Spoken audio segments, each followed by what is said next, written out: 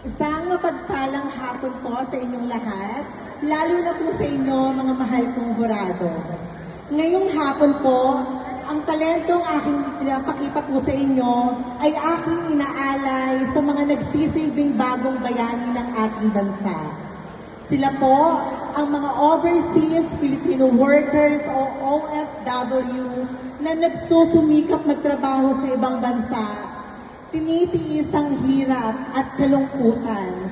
Mayroon lamang po silang maipadalang salapi sa kani-kanilang mga pamilya dito sa ating bansang Pilipinas.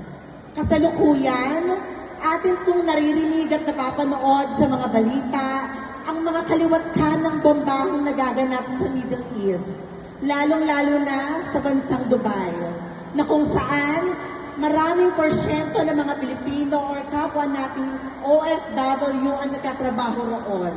Isa lamang po ang aking dalangin sa mga Pilipinong naroroon ngayon. Ito po ang kanilang kaligtasan at wala po sanang mapahamak ni isa sa kanila.